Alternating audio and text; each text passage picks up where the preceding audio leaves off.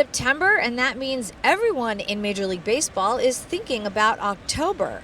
The Indy Car season has come to an end for 2015, and NFL football is just getting started.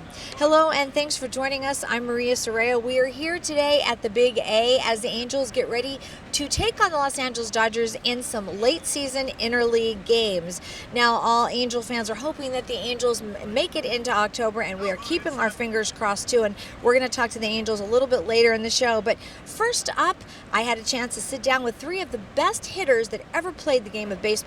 They are now hitting coaches. Time to meet Don Baylor, Mark Grace, and Mark McGuire. My philosophy has always been just add on to what they already have. You know, especially at this level, Right. They got here. You know, just kind of the way I got here. Yes. You know, hard work. So many times I don't like to change guys. Right. Unless there's something absolutely wrong where I had Andres Galarraga. Either he was going to go home or he was going to learn a new technique. And that's kind of what we end up doing with him is, you know, we revamped his whole stance. I told him, I said, I don't know if this is going to work. And it was like right in the middle of the season, you know, and for a guy to give up 30, 40 at-bats trying to experiment, you know, that's the thing that you don't like to tweak with. I mean, those things are desperate measures. Right. He got it probably after about 15 or 20 at-bats, live at-bats, and won a batting title with it in Colorado, became an all-star and things, you know, hit almost 400 homers. Guys like Larry Walker, you just keep adding on. A couple of Hall of Fame guys I had, and Yount and Molitor. You know, you just kind of add on to What they already have. everybody kind of goes, dips in and out of slumps and things. And a lot of those things are really mentally. What do they need from you, especially in a slump, to sort of rework themselves to get back to where they need to be? Well, the positive, I like to be around the positive things, you know, because, you know, we're going to make outs. If we make hard outs, it's accepted, you know, and when we have just ugly at-bats, then it's time for me to look at kind of what's going on with their swing and things. And a majority of it is a mental game. It really is, you know. You fail 7 out of 10 times, you hit 300, you know, and so it's a mental game, and you know, a lot of times players take it home with them. Right. You know, and I take at-bats home, you know, and what we try to do is find that common ground the next day, just to say, okay, now we got to slow things down, we got to look for strikes. When you're watching a guy, especially during a game, what kind of things are you looking for specifically when he goes up to the plate? Because obviously it's different in batting practice than it would be in a game. True. Pitch selection, more than anything. I mean, we talk about being ahead in the count a lot of times. 2-0, 3-1. What I see now is kind of what's changed a little bit. Before, you could get a 2-0 fastball guaranteed, a 3-1 fastball. Now you get change-ups, you get splits, you get curveballs and things. So it's just what guys are looking for, you know. And you know, we practice enough, and so it becomes mental when you step in the batter's box, just trying to find, okay, I'm looking for a certain pitch. If I get it, I got to make sure it's a strike. But if we look for a fastball and a guy throws a curveball, that's no concentration whatsoever. Working with somebody like Mike Trout, what's that like for you? Oh, he's very creative, very talented. Hits the ball as hard as any right-handed hitter that you want to see. I mean, you know, when you're talking about Kirby Puckett, there was a great right-handed hitter. Albert Pujols is a great right-handed hitter. Mays, Aaron, all those, you know, he's in that category as a right-handed hitter. You always talk about the greatest hitters, they're all left-handed, but, you know, he's going to be one of the all-time best right-handed hitters. We are here with hitting coach Mark McGuire. Mark, we're talking about different approaches, and you as the coach, how you sort of look at different players, from maybe a pitcher to an all-star hitter to a rookie. When you see something, how do you sort of approach a player? Well, I think you have to really get to know the player, the person, really as a person. You have to know what makes them tick. Understand their sort of moods. Everybody has a mood, especially with this game, with its ups and downs. Yeah. This game is over 6 months. And then you just sort of watch them. I think the way they go about things sort of tells you it's a time to approach them or time to just sort of sit back. I'm the type of guy that, as far as a ex-player and a coach, I like to let them do a lot of talking. Okay. I see what they're doing. I come to the ballpark early every day. It's all about looking at their at-bats, looking about the approach that we're going to have for the pitcher that we're facing that day. And then when I see them in the cage, that's when we usually go over things. Some days we do, some days we don't, depending on who the person is and who wants to talk the most. And over the course of 6 months, when you let them talk, they usually tell you everything that I'm thinking, and things usually work out really well. When they talk about pressing a player, trying too hard, what does that really mean? Well, I mean, it means different things to everybody. So to me, pressing is using a lot of energy, squeezing the bat very, very hard, tensing your muscles. And when you do that, you tend to be slower. You think you're quicker at the plate. You strain your eyes. I'm a big visual guy. When you're tense, you strain your eyes. When you strain your eyes, you don't really see what you're seeing. Interesting. So a lot of things can play a part when what we're talking about. So you have a really interesting perspective during the game. You're in the camera well, so you're lower. Yeah. What do you see better from that angle? Well, I don't like looking through the nets all the time. We have all these nets, and it's like you see your eyes. See, I was just talking about visual. Yeah, exactly. My eyes are like, no. So actually, that's just such a great view right there. All dugouts used to be like that until they got the safety stuff where guys started getting hit by foul balls and stuff. It's just actually you can see so much better. These dugouts, to be quite honest with you, they're not functional. Right, they're not very good. And I like all the dugouts that are sort of just straight flat. You just walk up and you sort of put your arms on the railing. Here we have to stand up, so if you're sitting in the back. But anyways, that's why I sit in the little camera well right there, so I can see a lot what normally you can't see from far distance. Then, once we're out and we go out on defense, I'll go up into the video room and just sort of reassure myself what I saw in live action through video. Somebody like Yasiel Puig, who is such a raw talent and comes here and is so good so quickly, how do you sort of reel that in, because he really was kind of a phenomenon, and then people figure out hitters and how that works. How do you sort of take that back a little bit? Well, again, it's all about conversation, and it's really about trust, and I understand it's tough for Yasiel to trust people, but I think he and I have a pretty darn good relationship.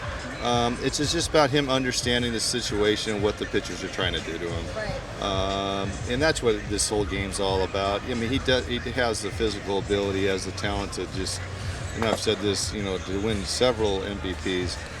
And it's for him to put it together, the mindset of when I'm in that box, I know what this guy's trying to do to me.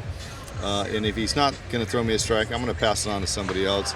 And those are the things that Yasiel has to learn. And, this guy can play for however long he wants to play, 15, 20 more years. So. When we look at the pitchers, especially at the Dodgers, and they're out there hitting, they sort of have a little competition going on. Do you ever give them any advice about their hitting? Only when they ask me. Only when they ask. I get on Clayton a lot. Yeah. He's got this big leg kick, and he dives forward. He wants to know why he rolls over all the time. And I said, hey, you ever understand when you have less movement, you have less room for error? And he's really good when he has less movement, and he tries to hit balls right over the shortstop's head. And just not too long ago, he got 3 hits in one game. So. Yeah. So you're giving us some good advice there. Well, if they listen. That's a whole other conversation. Right. Their minds are on other things. If they, the thing is if they can hit, it just helps the whole ball club out. But we don't expect them to come through every time, but it is really good when they do come up with big key hits. Mark, when you're looking at different hitters, we were just talking about Paul Goldschmidt, who's obviously an amazing hitter. When you see that he needs an adjustment, how do you sort of approach him? It's very rare that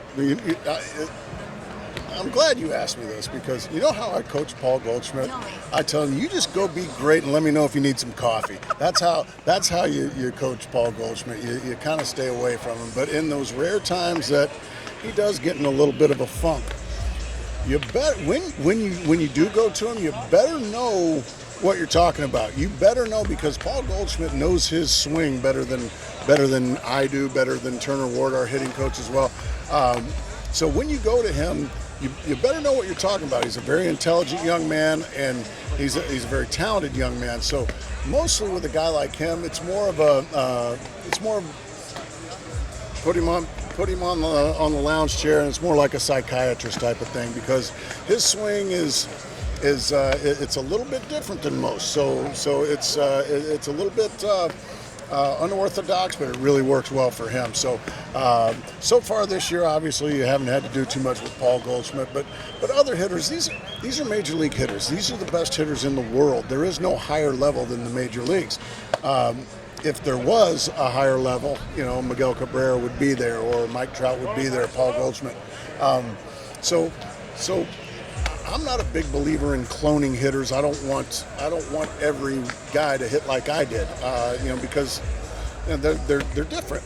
Pete Rose hit different. Everybody had a different way of doing things. Some old hitting coaches wanted everybody to hit exactly the same. Charlie Lau had his theories. Walt Rainiac had his theories. He wanted all their hitters to try to do the same things. I'm not a believer in that. I believe in individuality. I think this guy should not hit like this guy.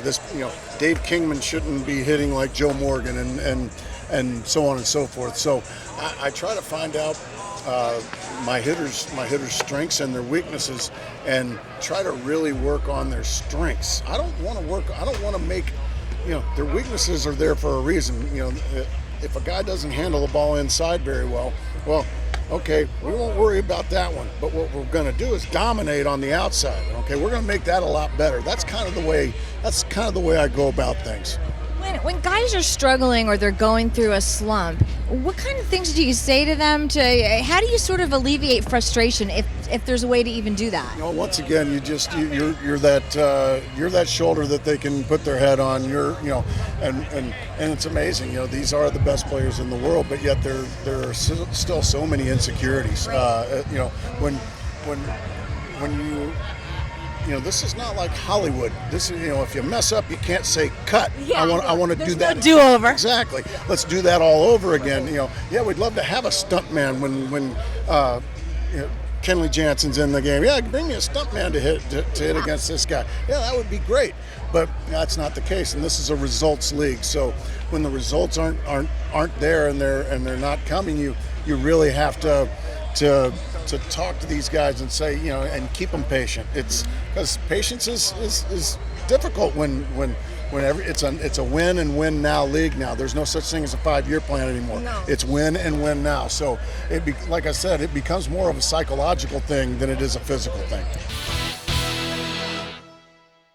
And every once in a while, an old friend comes back to the ballpark, usually in another jersey. But no matter what jersey Torii Hunter is wearing, he is always welcome on our show, and we always have a good time.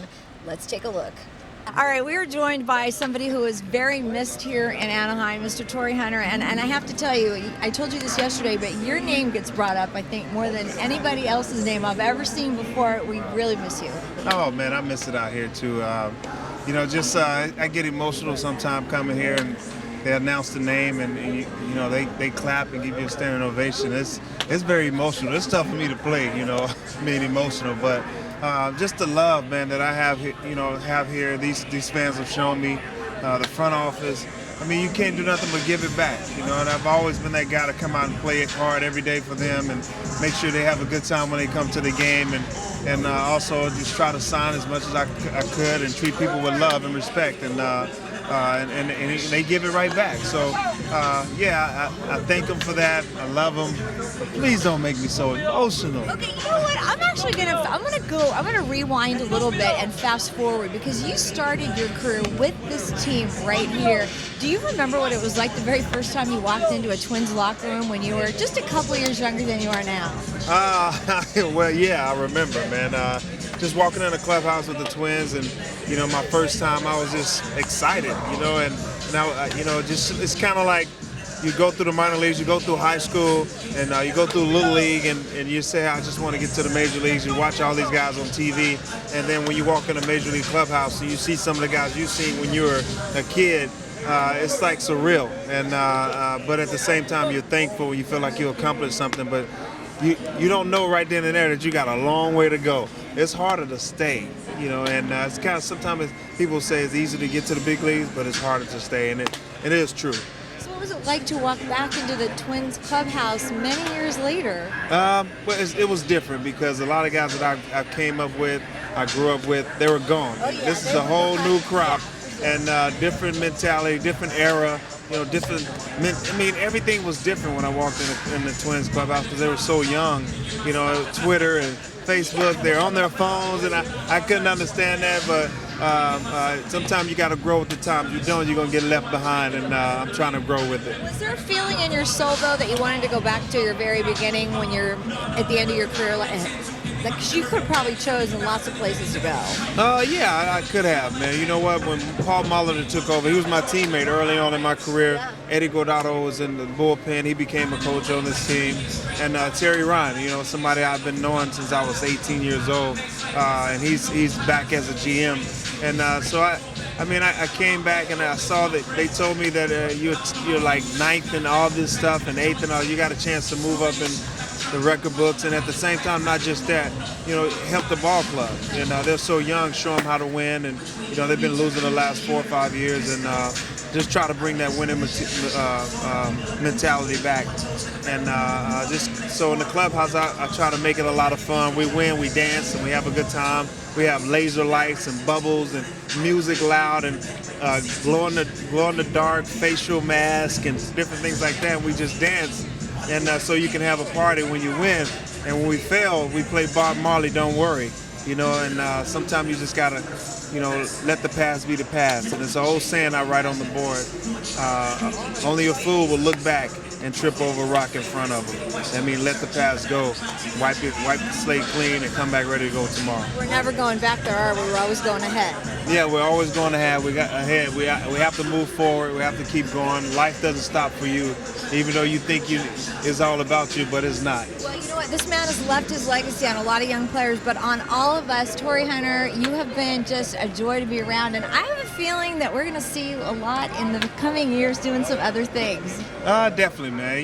You retire only from the field. That's and right. Me as a man, I can't retire. No. I'm a man. God told me to work all the days of my life, so I'm going to do In it. fact, I have a feeling, hold on to this for a minute. Let's just see how that feels in your hand. It feels natural. Does it feel natural? Hi, I'm Torii Hunter, and you're watching Playing the Field. Well, there's no doubt that Torii Hunter is a natural, and when you're done playing this game of baseball, Torii, you're welcome to co-host with me here on Playing the Field anytime. All right, when we come back, NFL football season is ready to go, but one pro team still has questions at running back. You're watching Playing the Field. Well, the Cowboys have been at Oxnard during training camp this year, and the big story out there is who would take over for DeMarco Murray at running back. Now, they had some guys that were trying out, and the big one was our former Raider, Darren McFadden. I caught up with McFadden, who talked about what it's like to play for the Dallas Cowboys. I feel like it's been going great so far. I'm just out here grinding, working hard. I'm just trying to earn me a spot on this team. Talk about your hamstring injuries. I know in the beginning of the season, out here at training camp, you had to kind of watch, which I know you don't like to do. It's behind me now, so I'm just moving forward from it. I'm glad to be back out on the field and just hustling and grinding with my teammates and putting in work. We're trying to build something to get better every day. How long does it take you to sort of go from what you had learned with the Raiders to the new schemes you're learning here at the Cowboys?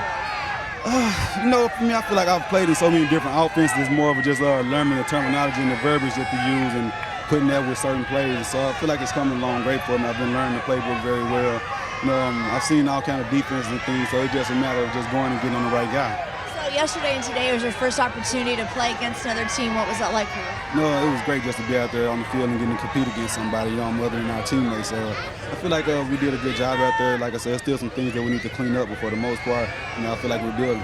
It definitely felt good. I'm a physical guy and I like the contact, so anytime I can get in there and try to lower my pads on somebody, I love it. Do you know how much they'll play you in the preseason? I know that Coach said he wants to be very careful because he wants you out there for opening. That's something we really haven't talked about. The main thing was just getting me back on the practice field and getting me healthy. So right now, as far as the preseason games, we're going to play that by ear. Now, we still don't have any answers as far as what NFL team will land here in Los Angeles, but I can tell you this, we've got a lot of fans from all over the country right here in LA. In fact, one of the biggest Eagle fans right here at the Big A. We are here with Mike Trout, and you are a big Eagles fan. Oh yeah, oh yeah. All right, now, coming from New Jersey, I'm always curious, how did you end up an Eagles fan, not a Giants fan or Jets fan? I'm actually like 20 minutes from Philadelphia, so Okay, so I'm you're close to close. Philly, so I was growing up watching all the Phillies teams, so it's pretty cool. Okay, so now Chip Kelly, he's kind of a controversial coach. What's your opinion of him? Yeah, no, I like him. He wants to win. He's you never know what's going to bring the game that night. Yeah. He's always got tricks up his sleeve, and it's fun to watch. Okay, one of the tricks up his sleeve might just be Tim Tebow. Now, we're supposed to find out today, actually, if he might be your third stringer. What are your thoughts on that? Yeah, I love it. A guy works hard. You can put him at tight end, quarterback. He can run the ball. It's a lot of options for Chip, and I think he's Chip's kind of guy. Yeah, did you go when you were growing up as well? Yeah, I went to a lot of games. I tried to go to every game I could. My parents and my dad took me to a lot of games. So. Okay, all right. Now, so DeMarco Murray, NFL's leading rusher last year, is now your guy. Now, do you think he will match that this year playing for the Eagles? You can't put that pressure on him. He's gonna do well. He's a great back. We got 3 quality backs, and obviously gonna play him as much as he can. Do you get a little chance to watch the games during this next month when the NFL starts? Oh yeah, it's obviously we play Sundays, so Yeah, it's exactly. tough, but every chance I get, I get to watch college football, obviously NFL. Now, who is your college team? It's up in the air right now. I don't Okay. really. I just like watching them. Obviously, Ohio States and the TCU's and the Alabamas are always fun to watch. I like watching Oregon. They're all high-powered offense. It's fun to watch. Okay, so now if Mike Trout and I sat down to watch a football game, I have to tell you that my team would also be playing your team because I'm an NFC East girl as well, but not the Eagles. Nah, if it was my guess, it'd probably be the Cowboys. Huh? Wow! Yeah, I get that a lot of Cowboys fans out there. So I'm sorry to hear that. I know. So. Well, Mike, that's okay. We'll still be friends, okay? Yeah, that's all right. All right. Thank you so much. Thank you. Next up, the Indy Car season has come to an end for 2015, and it was an exciting one, but also one filled with sadness after the death of Justin Wilson. Now, at the last race in Sonoma, I caught up with Schmidt-Peterson driver James Hinchcliffe, who recapped 2015. You had, an interesting road this year. You've been able to watch what's going on instead of fully participating. First of all, how are you doing? And tell us about that first. Yeah, no, I'm doing very well. All the surgeries are done. Recovery's going very well. So hopefully in the next 6 to 8 weeks, I can be getting fitness levels back up where I need them and get back in the car soon. So you had an opportunity this weekend to drive a car across the Golden Gate Bridge. Of course, it was in memory of Justin Wilson. Tell us about that experience. It was so surreal. It was, first of all, just it was such a cool event that IndyCar decided to do. It was, a huge honor to be asked to be a part of it. And at the same time, it was the first time I got to suit up and put my helmet back on since my accident. So it was, a little bit special for me as well. And it was eerie. It was eerie going on the bridge with no cars, but to be able to do it with a couple other Indy cars out there, it was pretty special. I think the people that were, just happened to be walking across the bridge that day got an extra special treat. What did that feel like to drive that car on that bridge because you're so low to the ground? What did you see? Well, it's bumpier than I remember in a road car. That's for sure. I'm not sure my tailbone's fully healed now, but no, it was. It was really tough because it all went by so quick. But at the same time, you wanted to just go slow and take everything in. So luckily there was like 14,000 GoPros attached to all the cars. So I'll get to see it from many perspectives afterwards. So So 6 drivers in contention, of course, double points in this race. Talk a little bit about the guys in contention and what it's like to race on this track. This is very different than Fontana, finishing on a road course and on an oval. Yeah, I mean, it's the first time we've done that in a long, long time, and it's going to be very interesting to see how it all plays out. You know, we have a couple guys still with a good shot at it. Obviously, Juan's lead is going to be tough to beat, especially he's a great driver, he's in a great car. They got a great track record here, but it's double points, and you just never know, man. I mean, the Rahal guys have had such a strong season, really been good at putting it together even when things didn't look great, and he's qualified well, so they are looking okay. And then Dixon, I mean, you never count out Dixon. I know Power and Neves and Joseph were all in it too. A little bit more has to happen for that, but it's going to be exciting. I can't wait to see how it goes. You know, interesting qualifying yesterday. I guess strategy is also going to play a big part in this race. Yeah, I think we saw yesterday that tire strategy is going to come into this in a very big way. I've never seen pole taken on a set of blacks, but it's it speaks volume to this kind of racing, because that's what makes it so exciting. We do the 2 different tire compounds that Firestone bring, and it really opens up some strategy options. So it's by no means one of these races that's over by corner 1. Now, so for you, of course, next year you'll be back involved in all this. Do you like the double points at the end of the season? Here's the thing. We've had races that went down to the last race anyway for the last, it's like 8 years or something. So, it definitely keeps more guys in the fight, but we've always had a championship battle coming to the last race, and I think it's tough to justify giving one race more value than another, So I don't know. If I'm honest, I'm not entirely for it. But it has kept more guys in the championship battle, but we always seem to have a good race going into the final showdown. We're hoping to extend the season a little bit too. It's a little bit short. How is that for the driver? I know you do a lot of testing in the off season, but if it was going to October like it used to, I'd be back in before the end of the season. So I'm really mad, but.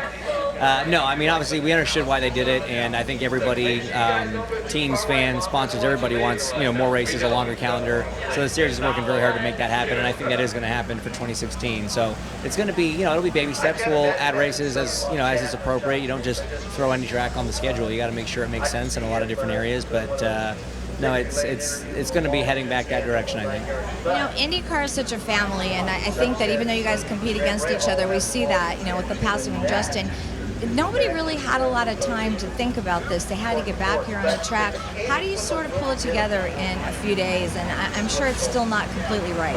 No, I don't even think it's completely set in a lot of ways, but at the same time, I think for a lot of us, the most therapeutic thing that we can do is be back at a racetrack, be with each other. That was one of the hard things about when we lost Dan was everybody then took off for 4 months and did their own thing, and you didn't have that family, that community to support each other, and we didn't have racing to keep us busy. And I know it sounds so cliche, but this is exactly what Justin will want us to be doing. And so in a lot of ways, I think it's great. I think it's therapeutic, and I think it'll give a lot of people, a little bit of closure. Heading into the off season.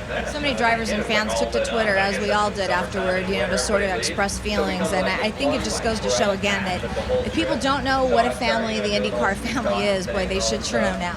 No, for sure. And, I witnessed it firsthand with my accident in May. That was the single most incredible part about that whole ordeal for me was just seeing the amount of support, really experiencing what that community can be like. And it's overwhelming. It really is. It's shocking. I don't play any other sports, but I honestly would just struggle to think that anybody could do it quite like we do in racing. Well, it's hard to believe that 2016 will bring us the 100th running of the Indianapolis 500. It'll be one of the biggest spectacles in all of sports, and we will be there next year. And of course, we'll keep you up to date on all the IndyCar news. And a big congratulations goes out to Scott Dixon, who won the championship this year. He did a great job. All of the guys at Chip Ganassi, a big congratulations, and we'll see you in 2016.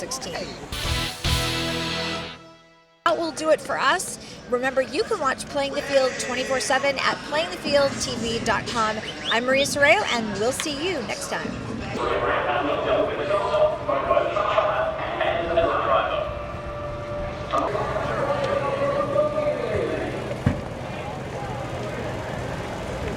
I don't know.